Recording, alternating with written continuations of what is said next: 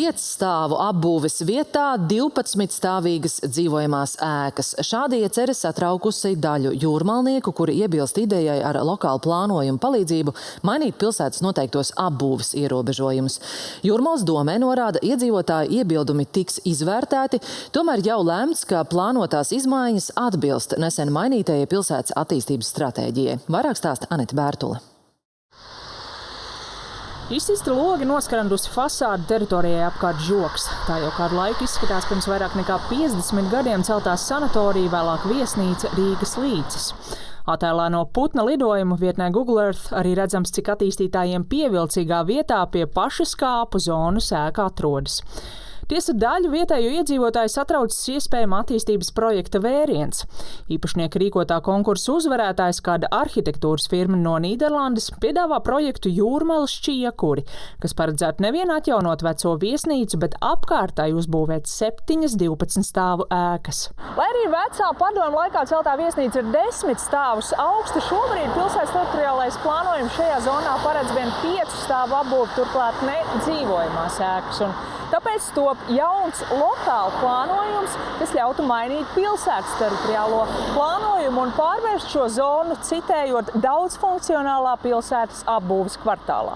Kopš jūlija beigām par šo lokālu plānojumu norit arī sabiedriskā apspriešana, īsi pirms kuras beigām organizēta klātienes tikšanās. Mēs esam šeit atnākuši, lai arī šeit būtu šie 5 stāvi, ne vairāk. Uz apspriešanu sanākušie pauž satraukumu gan par iespējamām ainavas izmaiņām, gan būtisku cilvēku pieplūdumu ar ietekmi uz satiksmi un pārējo infrastruktūru. Paiet nedaudz uz Majoru pusi, jums būs līdzīgi skati, kā skatoties pie Spīces uz tām 4 mājām, kuras uzreiziet no visām vietām redzēt drīzāk Jūrmalas pārvēršanos kaut kādā solitūdē, pļavniekos, ar tām augstceltnēm, kuras nav tradicionāls Jūrmalai kā kurortu pilsētai.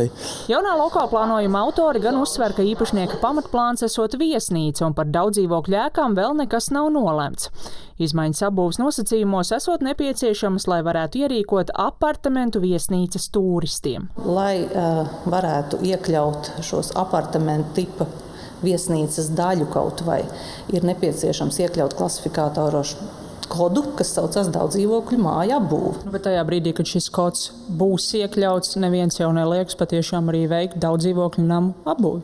Teorētiski jā, bet mums jau šobrīd ir ielikts tātad ierobežojums, ka šis dzīvojuma apbūve nevar būt vairāk par 49%. Ne visus gan šāds skaidrojums pārliecina. Mēs jau to varam redzēt. Piemēram, Asaros ir viena māja, ja, kas tika definēta kā viesnīca, kas ir pilnīgi iebūvēts pie pašas pludmales klāt.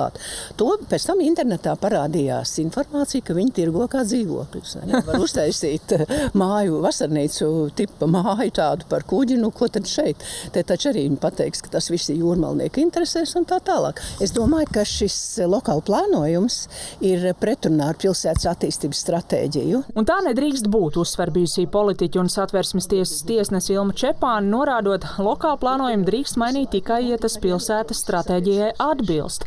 Domē norāda, tā nesen mainīta. Maijā apstiprinātās izmaiņas attīstības stratēģijā jau paredz elastīgāku pilsētas izmantošanu. Protams, ka mēs raudzīsim, lai šis izstrādātais galīgais risinājums būtu pieņemams gan teritorijas attīstītājiem, gan arī vietējiem iedzīvotājiem. Kā jūs to sabalansēsiet?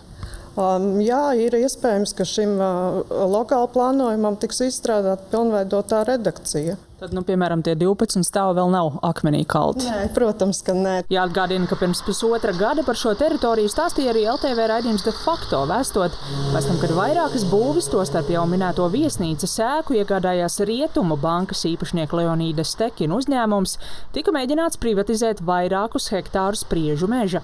Galu galā gan šī teritorija palika pašvaldības īpašumā. Aneta Bērtule, Kaspars Markus, Latvijas televīzija.